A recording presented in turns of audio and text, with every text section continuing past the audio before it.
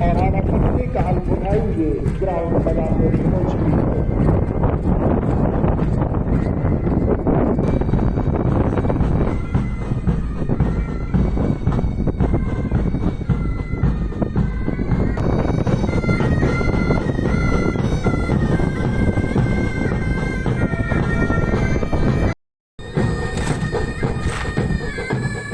محترم نوازل حضرات اور اس پرچم ٹیلیگرام سے تماثر جو اپنے آج تلک سوداء بحیرت داری ہے۔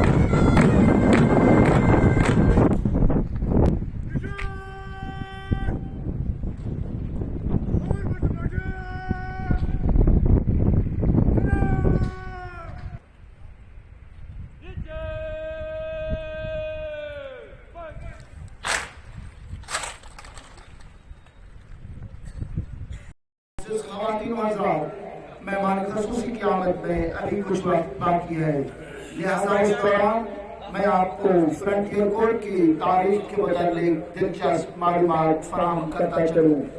آج سے 140 سال قبل 1869 میں اس وقت کے وائس رائے لارڈ کرزن نے برطانوی پارلیمنٹ میں فرنٹیئر کورٹ کے قیام کا بل پیش کیا۔ اس بل کی منظوری کے بعد فرنٹیئر کورٹ کا قیام خیبر ریفل کے ساتھ عمل میں آیا۔ 1899 میں زوٹ ملیشیا قائم کی گئی اور چمن سکاؤٹس کا قیام 4 جون 1946 میں عمل میں آیا۔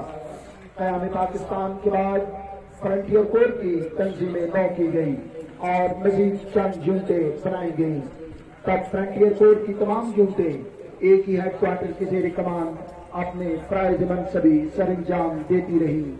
یہ ہیڈ کوارٹر قلعہ بالا حصار پشاور میں واقع ہے اور اس کی ذمہ داری میں لداخ سے لے کر ساحل مکران تک کا علاقہ شامل تھا۔ 1974 میں بلوچستان کے لیے علیحدہ فرنٹیئر کورٹ کا قیام عمل میں لایا گیا، جس کی ذمہ داری کا علاقہ 2100 کلومیٹر تک پھیلا ہوا ہے۔ اس کا ہیڈ کوارٹر کوئٹہ مقرر ہوا۔ فرنٹیئر کورٹ بلوچستان جب قائم ہوا اس وقت جو یونٹیں اس کے زیر کمان آئیں، ان میں 1899 زوٹ ملیشیا، چمن سکاؤٹس، نوشکی ملیشیا، سبی سکاؤٹس اور کلات سکاؤٹس شامل تھی۔